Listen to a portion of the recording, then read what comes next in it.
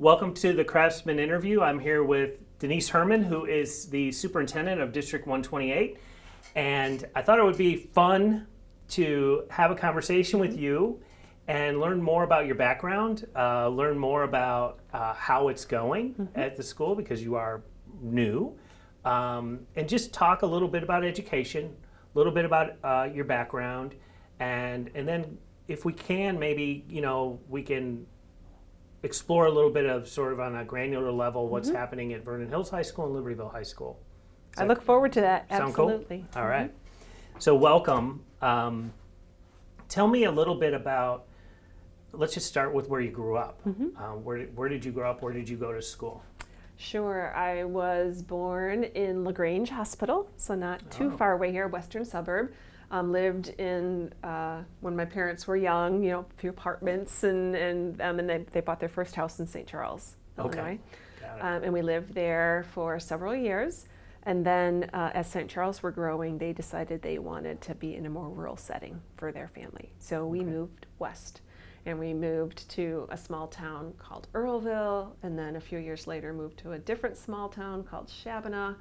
Shabana, some of your viewers and listeners might know it because it has a pretty large state park there, so some people go camping out in Shabana, but it's about 20 minutes outside of DeKalb, Illinois. And so I went to high school there and met my husband, high school sweethearts. Nice. And then following that went and got my bachelor's in chemistry from NIU, my master's in chemistry from NIU, and then a few years later, my doctorate in education from NIU. So I am a very strong Husky. Yes, it sounds like it. You spent a lot of time there. That's great. What did your parents do, and how many kids are in the family? Sure. I have two brothers. I'm the oldest. My brother Dave is a civil engineer for the state of Illinois, and my brother Chris is a engineering consultant. He'll go out and scope jobs for companies for building bridges in Texas, and they have a lot of building going on there. So yeah, all three of us are in STEM kind of fields. So that must have been something Is that what was nurtured. Your dad did? My dad was actually a machine repairman for Caterpillar. So he, the giant machines that build the parts to build the tractors, he was in charge of making sure all of those things work. So I think that mechanical and engineering mindset, he probably didn't see himself as an engineer. I'm the first person in my family to go to college. So I think that was his way of exploring the engineering part, was by doing it more through the trades. And then my mom, she wanted to be an architect, but back in the 60s, you got married and started having a family. And so she took care of us kids. She had some, side jobs, waitressing, this and that, just to make sure that, we were well taken care of. That's great. My mom was a waitress for almost 40 years at the same restaurant. Oh, wow. That's great. Yeah, and we all grew up, there's 6 of us, and we all grew up working there. Well, and that's a good industry to you get very good people skills. Absolutely. When you're a good server, you know how to read people and how to check in on their needs. And yes, and it's a great training ground. That in retail, I think, waiting on the public essentially is a great training ground for building stamina, people skills, soft skills that are so important, and working hard, especially if you're in a busy restaurant, you're working hard. So you went to Northern, and then what led you did you teach chemistry? I did. Okay. I taught, so I did my student teaching in St. Charles, since I had lived there and was familiar with that school district and was within driving distance of NIU. But when I finished my student teaching, I had, my husband and I started our family early. I had both of my daughters in college. So when I was student teaching, I had my daughter Amanda in November and started student teaching in February. Wow. With supportive family and just lots of really good support, made it through my student teaching with flying colors, but decided I wasn't ready to be a full-time teacher. So that's why I went immediately back to grad school. And I spent 3 years getting my master's in analytical chemistry.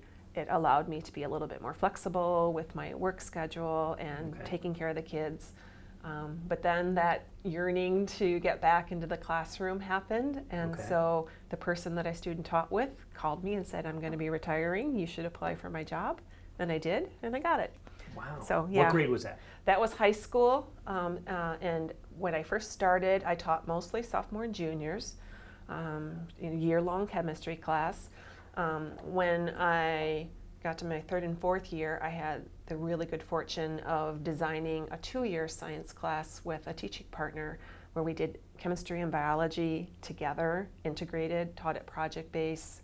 We took the kids camping, they did research over the summer. It was just amazing. So the whole integrated thing is still popular, right? You know, I think that it's not as structurally, it's harder to happen now than I think it was back in the 90s when I was doing that. Only because it seems like teachers are specializing more and more, and we don't have people with multiple certifications, and student schedules become so refined that it can be difficult. But I do think, you know, the trend towards more student-directed learning, more project-based learning does require, I mean, the real world is integrated. Yes. The real world isn't disciplinary. So as soon as we start to transition from just classroom-based learning to application-based learning, it requires teachers to coordinate and collaborate and have kids take on integrated tasks. Got it. My brother teaches at Barrington High School, and they do a thing called interrelated arts. So he's a literature is wonderful. guy, Yes. and then they team up with the art. I don't know if it's art history or whatever, but it's one of the most popular classes, from what I understand, at the high school. He really enjoys teaching it as well. Right. I think it's been, as the teacher, I grew as a teacher so much from having a teaching partner. Yeah. And the lessons we were able to design for the students were 100 times better than when I was teaching independently. So, Okay. yeah. What did you like about chemistry? Oh, you know, when I first went to college, I did think I wanted to be a teacher, but I wasn't quite sure what kind. In high school, friends would come to me for tutoring, and I was athletic, and so I would coach and give lessons to some of my friends. So I was always attracted to helping other people learn. I think in my first 3 semesters, I changed my major 4 times, so it was maybe elementary ed, and so I took a few of those classes, and that just wasn't for me. Okay. And then I thought, well, maybe I shifted gears, and I thought, well, maybe high school teaching, but maybe even pre-med. And then I thought, I don't want to be in school for 10 years. Yeah. And I'm like, well, but I was taking some science classes, and I'm pretty good at chemistry, and there's a shortage of chemistry teachers. And I liked it because it was cognitively demanding. It made me think hard, but it also had lots of applications. In terms of, if I chose not to be a teacher, there are many other ways to use your chemistry degree. That's a great point. Yeah. That's a great point. So eventually, so you were teaching, kind of maybe fast forward a little bit, you were teaching, is it not a kind of a big jump, or how would you describe moving from teaching to the administration side? Right. I made a gradual transition, and I know at larger high schools, people have the opportunity to do this, to go from being a teacher to a teacher leader, and then I became science department chair. Okay. And actually, for me, that was pretty early. I showed signs of being able to help lead people in education when I was 29. And so I had a very large science department in St. Charles. And I think most of my staff that I worked with were older than me, but we had mutual respect for one another. So great. I was the science department chair, where I taught 2 classes and had 3 prep periods to then support my department, visiting their classrooms, advocating for science across the whole school, things like that. So it was nice that I was able to do that. So I was still able to keep teaching for 10 years. Sometimes full-time and then sometimes part-time. And I probably would have stayed in the classroom longer, but we had the opportunity to open up a brand new high school in St. Charles. It was actually just a year after Vernon Hills opened. Oh, wow. So Vernon Hills opened, from one big Libertyville high school to 2. Okay. St. Charles was having that same experience, from one big St. Charles high school to having St. Charles East, and then I helped open St. Charles North. And so that's when I left the classroom to be an administrator full time. Okay, did somebody tap you on the shoulder, or did you say, I like that, and just go for it? Someone tapped me on the shoulder to apply to be the science department chair. Again, being young and really enjoying the classroom focus, I wasn't sure if I was ready, and so one of my assistant principals said, you need to apply. And that was the Friday afternoon before it was due, and so I threw my application in. But once I understood the ability that a person in that role has to impact change on more students or to improve education for more students. I mean, I was working hard to be the best teacher I could be for my 125 students. But when you're a science department chair, you can influence the practices of, at the time, like 32 teachers. And so having experienced that, I knew when we had an opportunity to open up a brand new school that I wanted to have the opportunity to shape the culture and climate and how people thought about teaching and learning at a whole like school. A startup. It is a lot like a startup. What job did you have? So were you principal or? I was assistant principal. We hired someone who had experience as an assistant principal from Naperville. So Frank Kessman, and then I was his first hire. So then he and I together, I was his assistant principal for teaching and learning. And he and I hired everyone together then. So all of our department chairs, all of our teachers. A lot of people. Yeah, we opened up with about 800 students, so freshmen and sophomores. And we were pretty much a hiring machine for the next 3 years while we grew out, because we would be having more and more new students start with us. So we had a lot of newbie teachers and some veterans who transitioned over. But no, so a lot of people who, were recently coming out of education programs with really fresh ideas, needing a lot of support with things like classroom management and things like that. So really ideas, and probably maybe more progressive than you would expect, but also needing a lot of skill building and really some significant coaching to make them feel like they had the tools to implement these great ideas that they had about the classroom. Right, so these younger teachers were hungry for good leadership. And you and Frank? Yes. And the team that you built got to provide that. That's really exciting. I can't imagine like breaking in a new school. I mean, you do all of the job. things like you're comparing it to a startup, and my son-in-law has a startup, and picking the logo and the colors and how you want your being really clear on your mission statement and things like that. So again, I had an opportunity to participate in all of that and lead several of the sessions. So and in building that culture, because every for lack of a better term, every building is different. And you're starting from scratch. So then what happened after that? Yeah, so 6 years there of really growing that program. And I was ready to be a principal after that. And so my husband and I were going to become empty nesters that year. So my older daughter started at Iowa, and then she finished at Milwaukee School of Engineering and is a nurse. And my younger daughter was getting ready to head down to Purdue.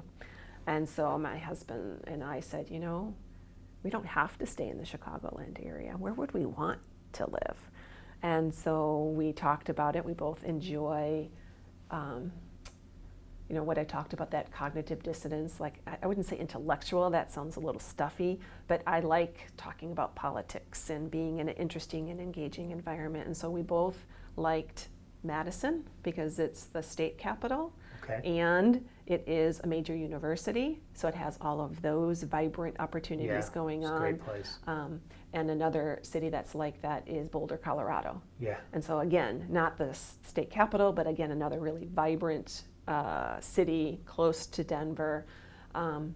And so I applied for principalships in both of those schools. I was finalist, and I was selected at Middleton High School first. And you take a job that's being offered to you. So one of my good friends growing up went to Middleton. Oh, it's a great school district. It's one of the best school districts in Wisconsin. Wow. And so I felt very fortunate that they selected me to be their next principal, and I was there for 8 really wonderful years. That's great. Then what happened? Then, again, deciding, actually it's sort of a funny story. I'll share a abbreviated Please. version of it. My husband and I were in California visiting my younger daughter. She and her husband had moved to Northern California, and we were visiting. And we had had a few trips to stay with his dad when he was in Arizona and this. And, you know, you're in your late 40s and you're thinking about retirement. And like, where would we want to retire?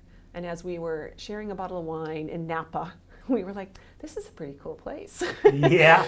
And so very cool place. We decided, you know, maybe, you know, why would we wait another 10 or 15 years to live in the place that we think we might want to live there? You know, like, it's one of those things like, why put off what really we could have access then? So he said, just see if there's any jobs available. And your husband's profession? My husband's profession, he is a farmer.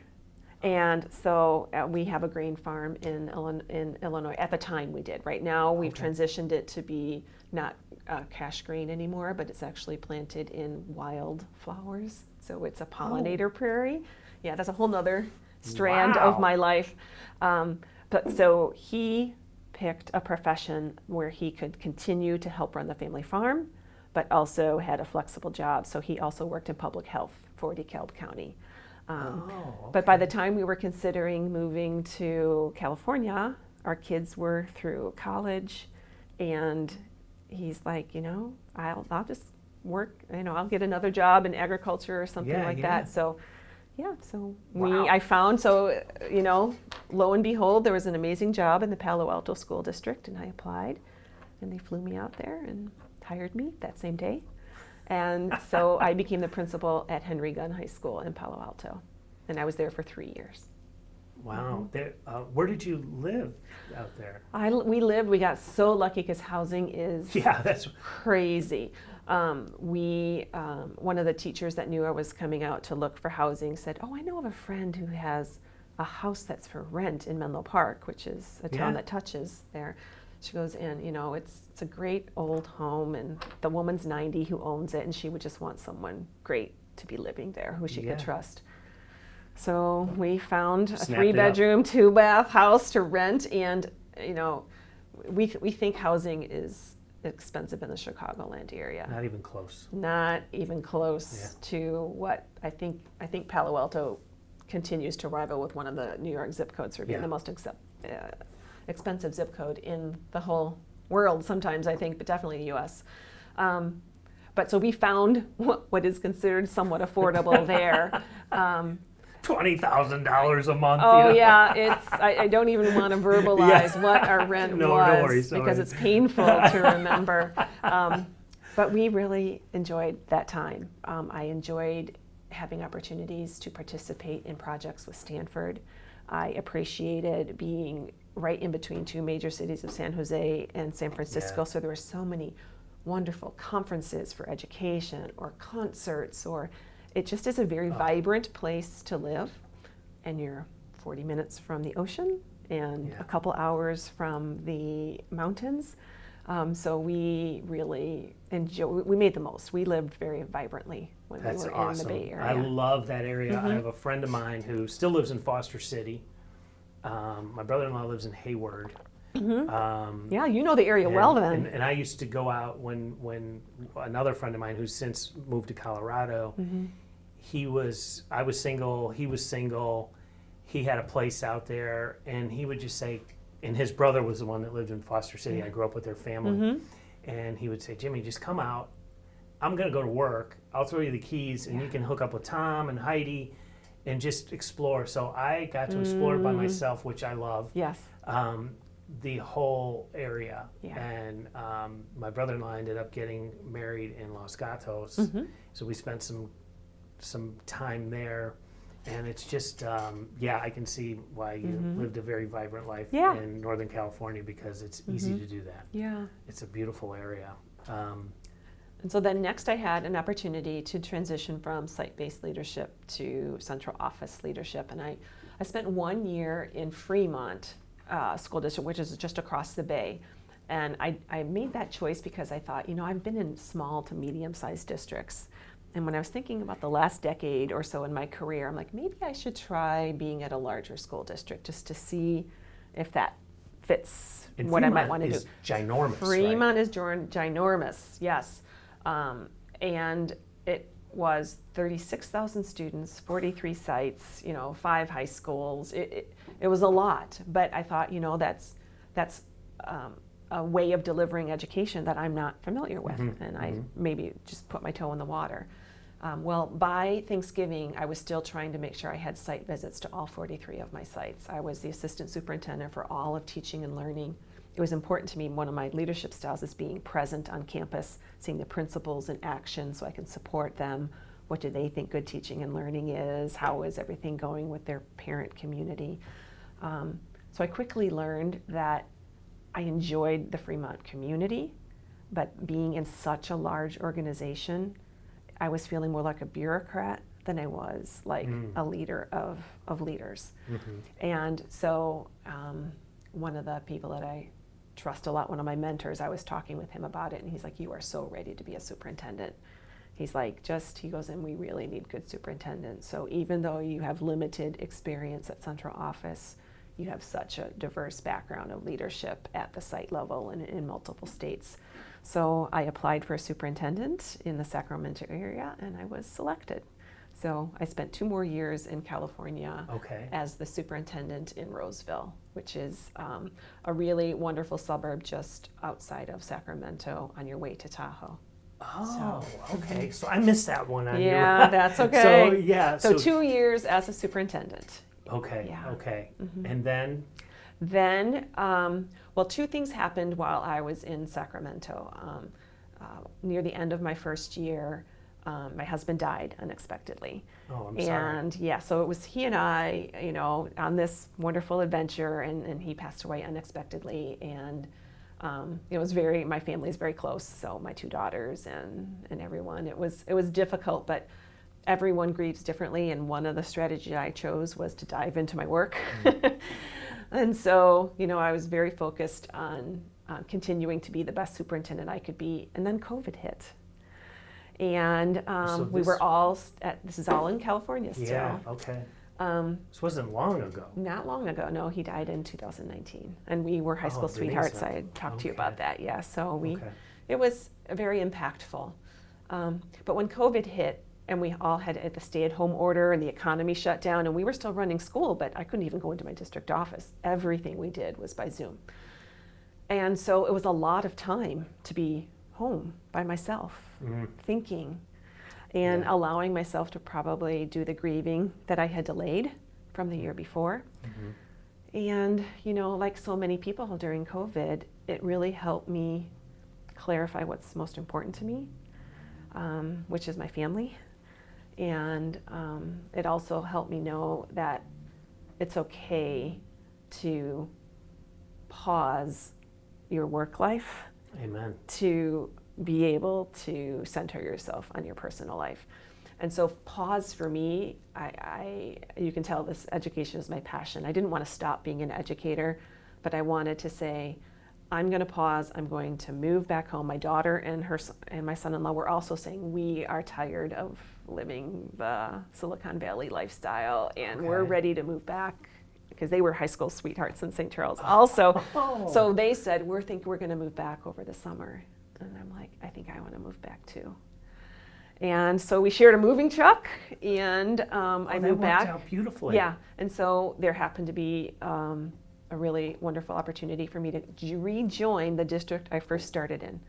So once I decided I think I want to move back, I put some feelers out, and there was an opening at district office in St. Charles where I spent the first 10 years of my career.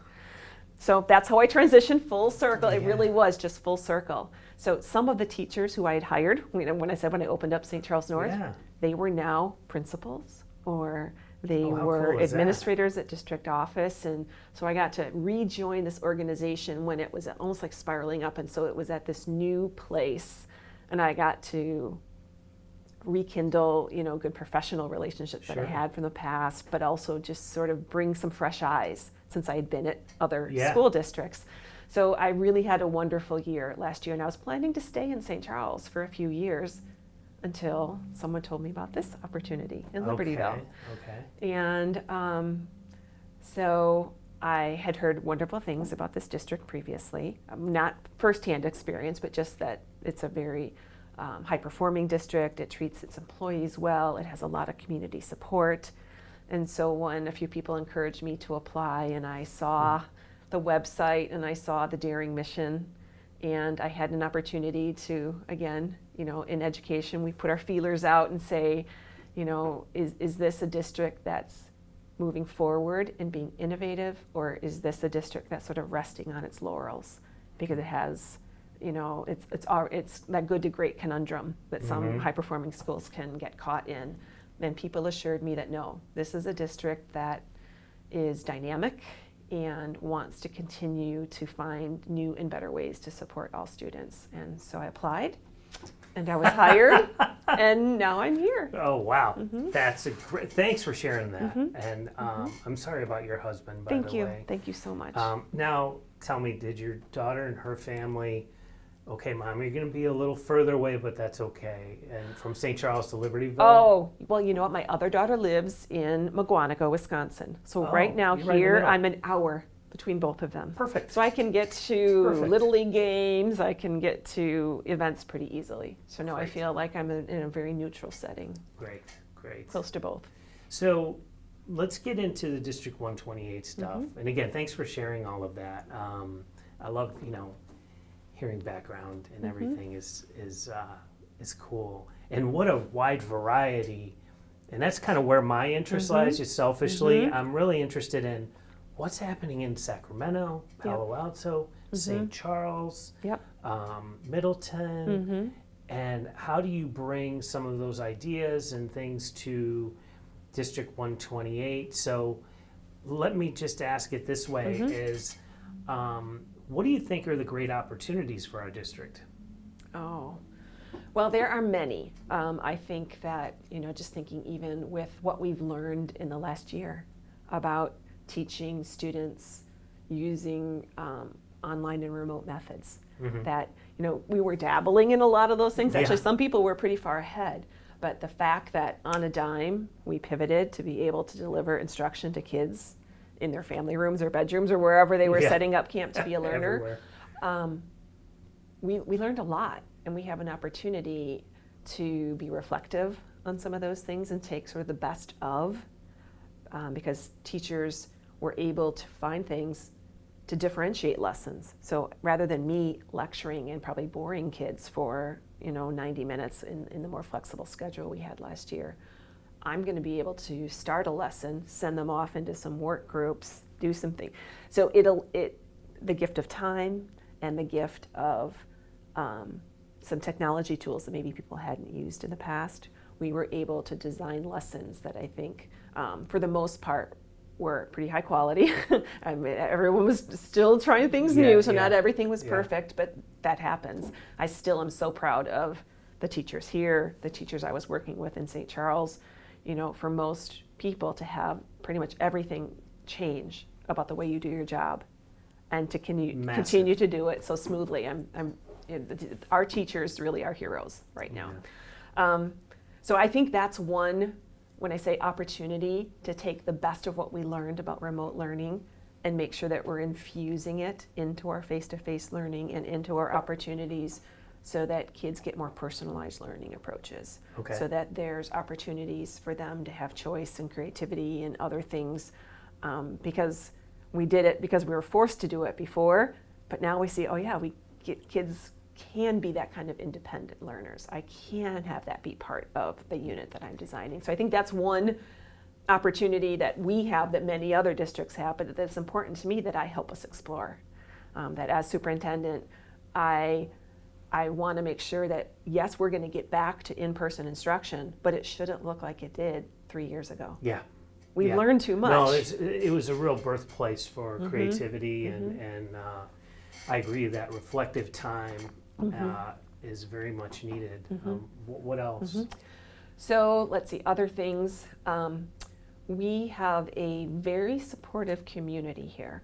And one of the things that I'm focusing a lot this semester on listening and learning, trying to find out what are our partnerships that we have with some local communities, with our city government, with the health department, some of those things that I've, in my former districts, have the opportunity to have established some partnerships with universities, with other things that really bring resources and bring some energy and creativity to school districts that without those partnerships, sometimes you lose some of that new idea and new energy.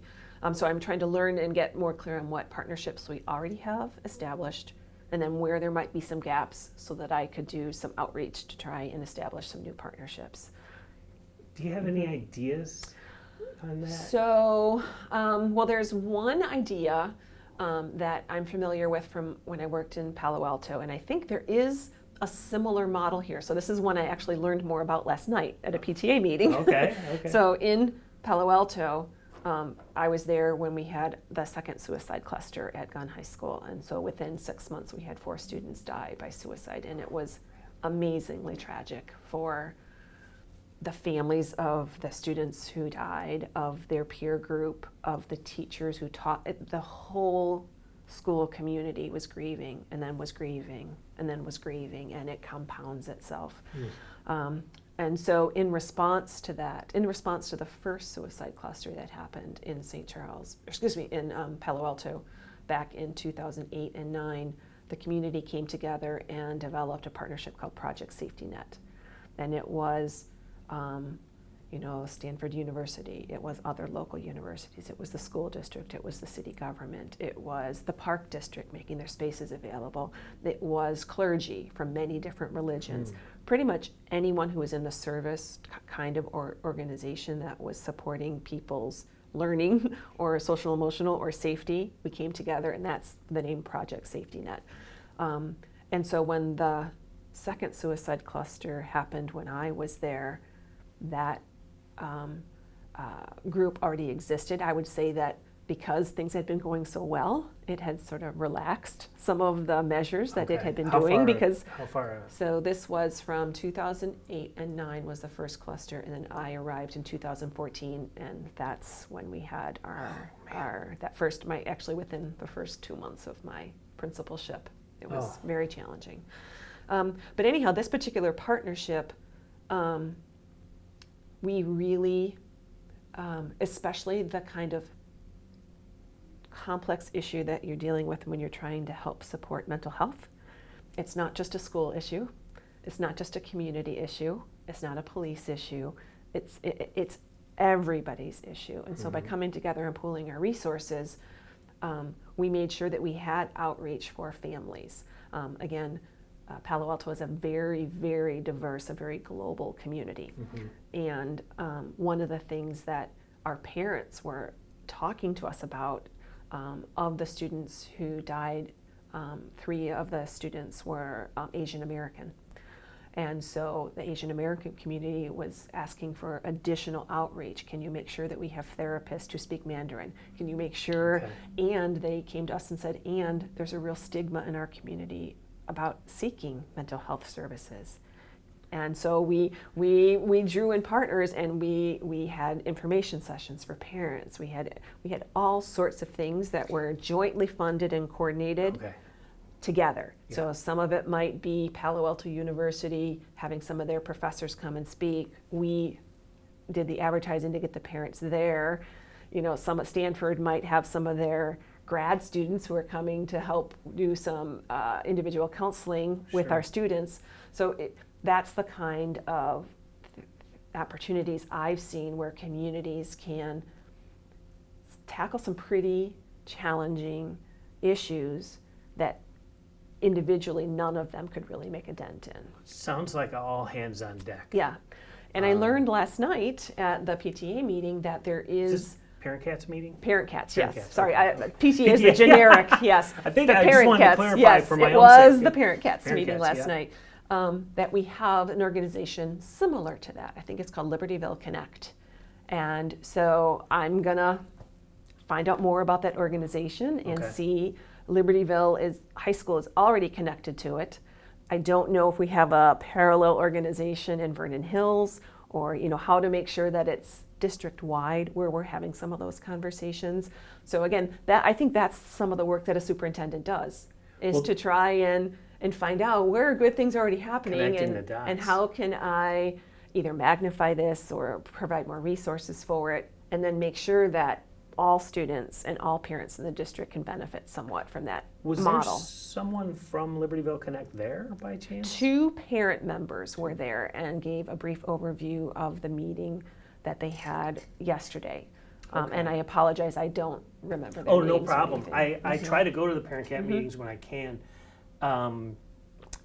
That sounds like a great opportunity. Right. It sounds like a really great opportunity. I vaguely recall the name Libertyville Connect, but I couldn't tell you a lick about it. They have a beautiful brochure. I saw the brochure last night and I studied it. So they obviously have some resources to do some marketing. Okay.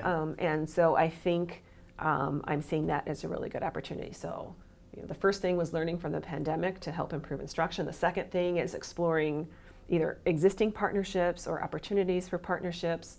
And then I think one other sort of big opportunity that we have, I'm going to actually break that up into two opportunities that we have. One is to capitalize on the very elegant and inspiring mission statement that we already have about the daring mission, and the portrait of a graduate that we have articulated that shows a learner way beyond what a comprehensive transcript. It's not about getting an A- in chemistry, or it's not about some of those things that, yes, they're important. I want students to be successful learners of chemistry, but the daring mission establishes things about learners that are so much beyond just acquisition of content.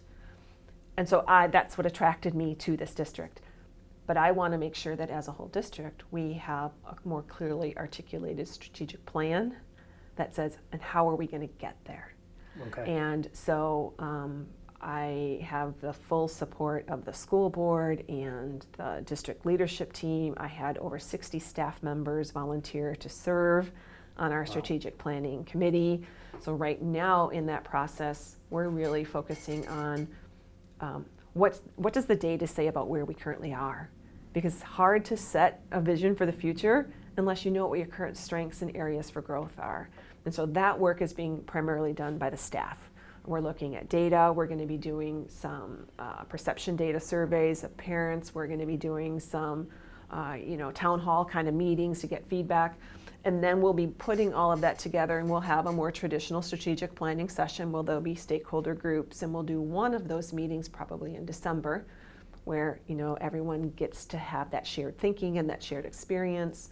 We'll then take some of that work and start to articulate it into a draft plan, and then bring that back to both this stakeholder group and the school board. Okay. So my hope is that by April or May, we have used very inclusive practices to get student voice, parent voice, community voice into this plan that's saying, what's it going to look like in assessment? If we say we want people who are global, how are we going to give kids feedback if they are growing in some of those skill sets?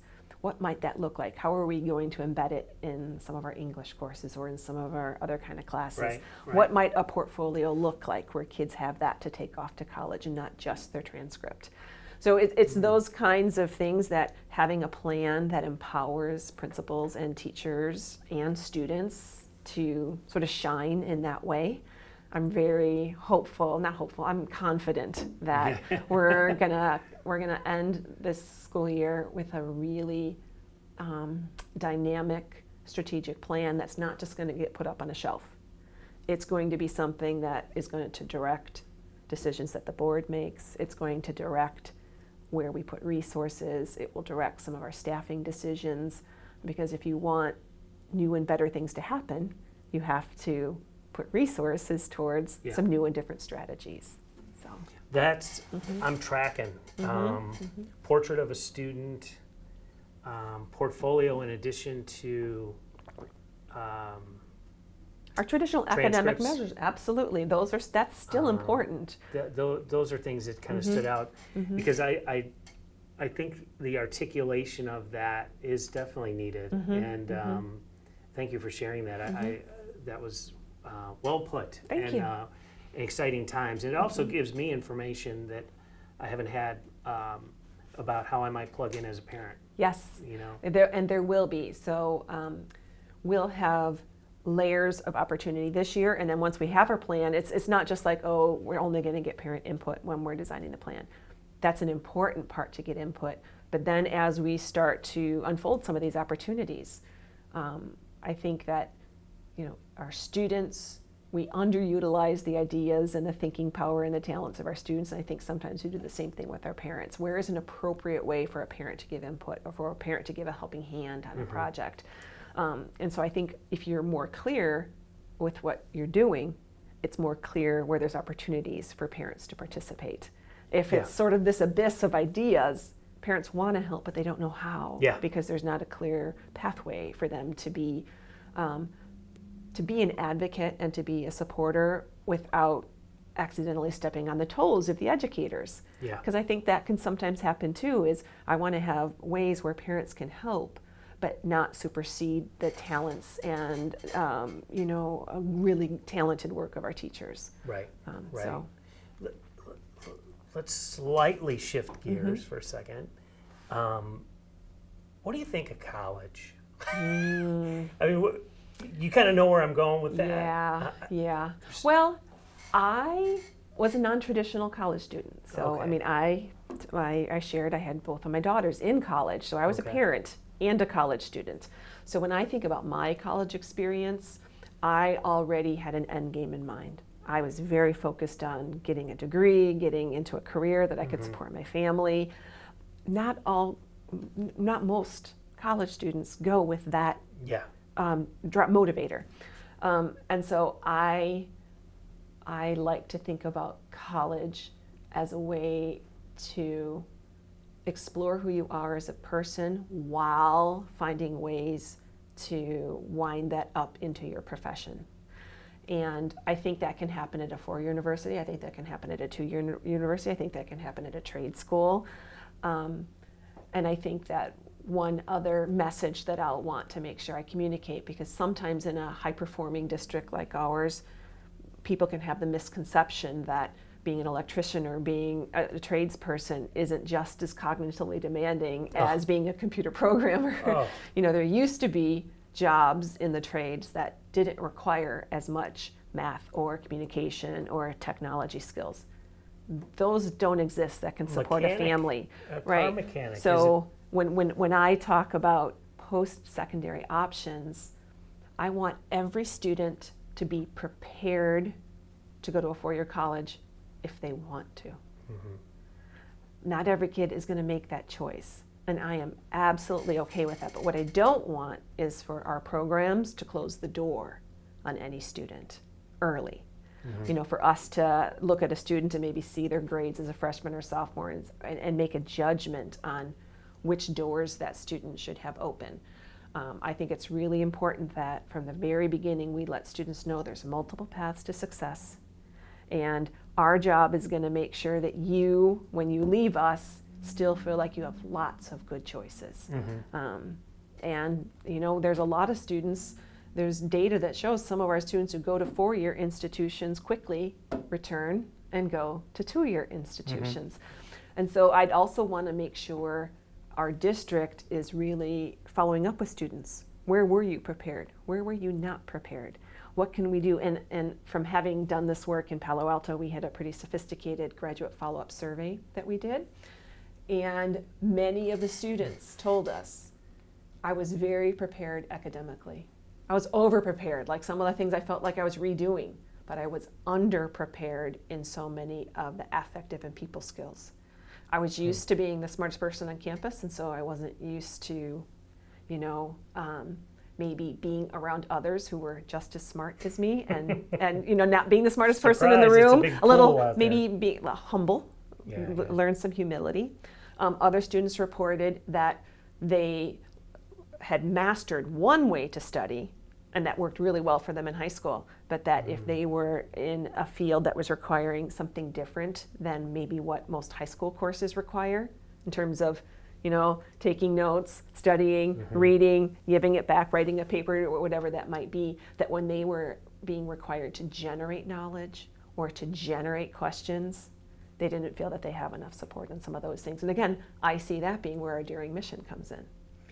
That's the kind of thinking that our Daring Mission is calling for. So that's another maybe perspective I can bring to our district is how can we find out more doing some follow-up work with our graduates, what they do feel we are doing well and we need to keep doing more of, and what are they feeling are some of the gaps that they wish they had had more feedback and practice and opportunity to do. And then that would be our job as the professionals to figure out ways to deliver those experiences. That's a great point. And is it safe to say, I don't know, I'm unaware that as a district, and my girls go to LHS, that's ever been done. Is that ever been done? I haven't seen that data. We do have data.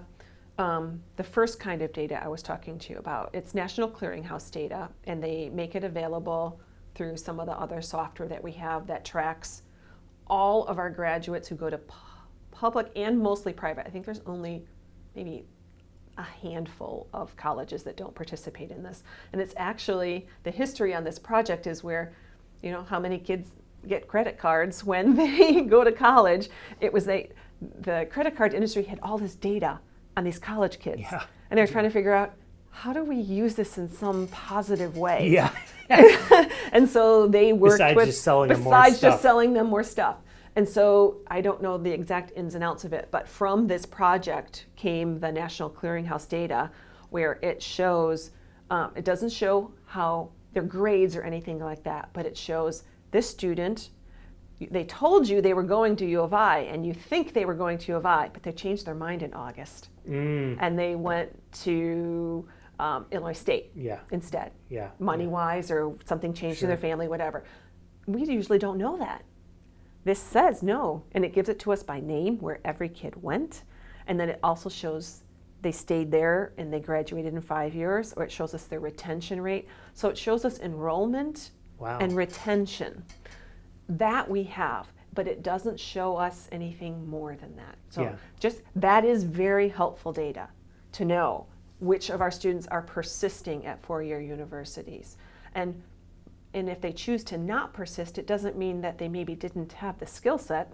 It means they maybe changed their majors and needed to catch up on some gen eds. Or, so again, we try not to associate too much meaning to that part of the data, but that's where that second kind of survey tool comes in handy when you do some outreach and you do graduate follow-ups. And that's what we had the ability to do in Palo Alto. Again, it wasn't as scientific as I would have liked. The scientist in me knows there was flaws in that, but it still gave us data that helped us refine our system and refine some of the things that the kids were telling us were more important to them and that we needed to pay more attention to. Well, I like the way you put that about tying that into, because if we don't know what's going on with our graduates, not necessarily at a national level, but our graduates, and tying that back to our mission.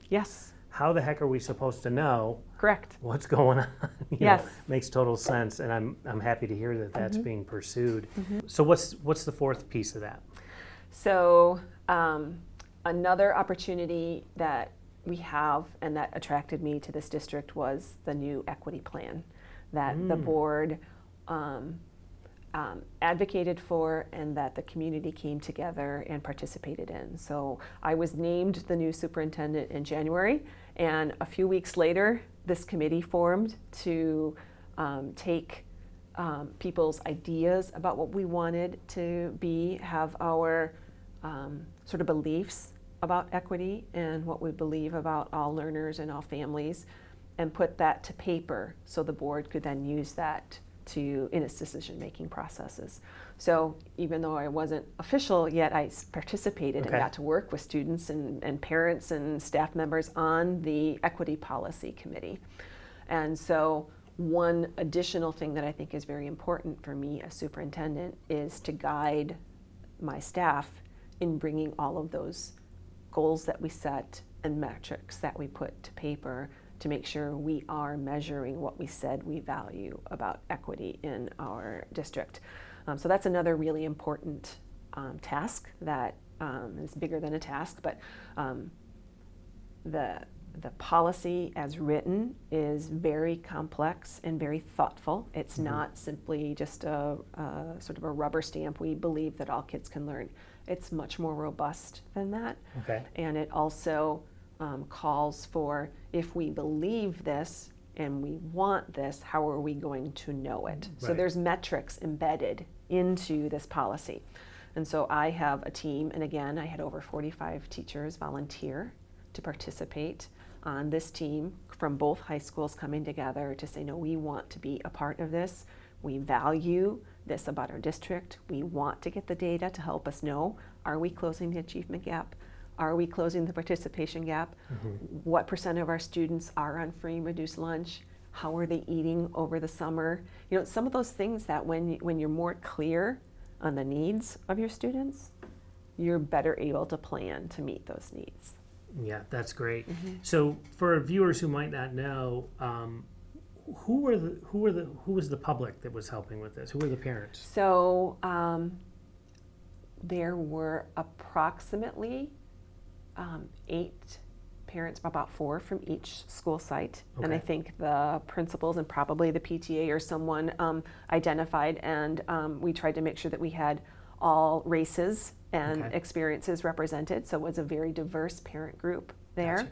Same thing with the students. We had some of the students who serve as board reps on there, and they each sort of identified and who else would be a good voice in making sure that we do a good job documenting what we want for equity. And then again, we have been working on equity for the past 2 or 3 years in the district, so some of the teacher leaders who had been working on that previously also participated. So it was a very dynamic group of about 40 people. And again, back we were still in the Zoom meeting, so all of these meetings were done by Zoom and with shared documents and things like that. Okay. So that's why I was able to participate still working in St. Charles. Got it. But it was a very dynamic group, very open, honest, and authentic conversations, which again reinforced for me that I made the right decision to pick this as my district, because that's the only way you're going to move the needle on issues related to diversity, is if you are creating an environment where people feel safe to have those conversations. Right. I don't want to spend a lot of time on it, Denise, but whenever, there's some hot button things around that. CRT is something that is getting a lot of airplay. Right. I think there's a lot of different opinions on all of that stuff. Can you just briefly, how does that play into District 128's plan? Because I've looked at it's very complicated. It's hard to get good information. The stuff that is at our fingertips is usually not the best information around these hot topics, especially politically hot topics. Can you talk about or describe, maybe give some understanding to CRT in our district? Right. Well, one interesting fact is we had been using CRT as a different acronym. So what you're referring to is critical race theory, which is, that particular way of, it is a theory. So it's a way of looking at systems and situations that is, I think its origin was in law schools. Derek Bell. Right, and thinking about how a different way to approach thinking about very large impacts of laws and decisions and systems based on someone's race. That is a very sophisticated way of thinking about systems and public entities that I work hard as a learner. I've read books on critical race theory, and I really have to work hard to make sure I'm keeping up with it and that I know it. That doesn't mean that I'm supportive or not supportive of it. It means that because I'm doing important work in diversity, I think it's important that I know about that. Yeah. What we were doing for the last several years is culturally responsive teaching. Okay. That's very different than critical Okay. race theory. And so we have, in the last year, made the adjustment to say we don't want the work that we've been doing that is much more classroom-based, that is, really honoring and celebrating differences, making sure that students, that their relationship with students of other race isn't based on fear, but it's based on curiosity, or isn't based on stereotypes, but it's based on, what people can really do. Those are the kinds of experiences that our policy focuses on. It was interesting, I read an article the other day that talked about a study that asked parents, what do you think about critical race theory? Do you want that to be a part of your school's curriculum? And it was like 60% said no.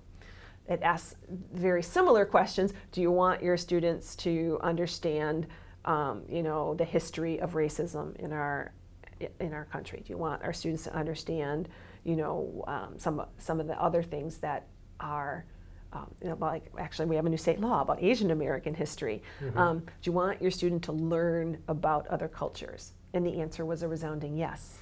So I think that in some of the narrative that I've experienced, what people do want for their children is to understand biases, to understand the strengths that each race or culture or religious group brings to our community. What they don't want is to have some sort of a theory that has judgment associated with it. And so that is not something, first of all, that a school should ever be doing. Our job is to teach students to think and to, again, think about the impact, to think about, is this positively or negatively impacting those who are involved? But our job is not to prescribe one theory or way of thinking about an issue. So our history teachers, our English teachers are all trying to find ways in the classroom to continue to do the good work to help kids grow in that area. Global G, understanding diversity is part of our mission statement. We have to continue to invest in students feeling comfortable, learning about themselves, learning about others, but that doesn't mean that we're going to take it to a level where we're asking them to use critical race theory to make judgments. And so I feel really comfortable that our teachers, our leaders are very much operating within the realm of teaching and learning that almost all of our parents will feel very comfortable with and will be very appreciative of. But I understand with the national rhetoric why there might be some fear associated with it too. Yeah, okay, well thanks for that helps me understand it. But since we're running out of time, I do want to bring up the other hot topic, COVID. So do you have a crystal ball? I do not have a crystal ball. Yes, and the scientist in me knows that we need data, that the twists and turns that the COVID virus has taken, that's predictable. The fact that viruses behave in unpredictable ways. So we shouldn't be surprised by some of this. People who understand epidemiology and who have studied past pandemics or crises like this know that, just we haven't lived it. Some of us, until we've learned it, we don't think it's real. Right. And so, that's just how some people perceive things. But no, I don't have a crystal ball. I have data to show that our district is very highly vaccinated, and that gives me a lot of confidence. So we passed the 90% threshold for our staff, teachers, administrators, staff being vaccinated. Great. And I believe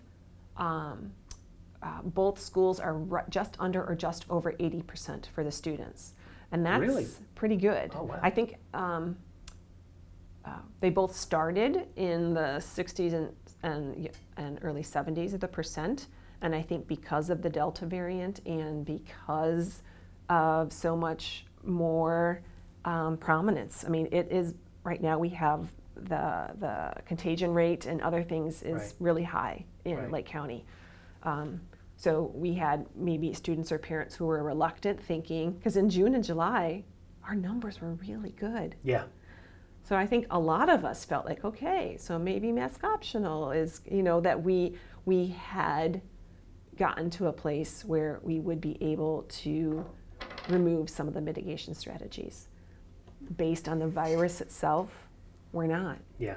And I think the parents knew from reading and hearing from their physician or whoever else that the best way to keep your child safe is to vaccinate them.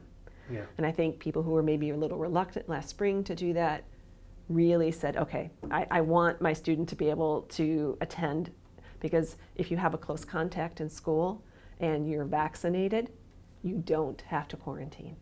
Yeah. If you have a close contact and you aren't vaccinated, you miss instruction then for 10 to 14 days. Right. Now, and can clarify, that is a state, that is not District 128 coming up with that rule, that is a state rule? So Do I have that the right? rules on quarantine are from Illinois Department of Public Health. Okay. And I work directly with Lake County Health Department. Right. We meet weekly. And so I make sure I'm very clear on if there's been any adjustments in the Public Health Department, that we need to make our protocols at our sites different.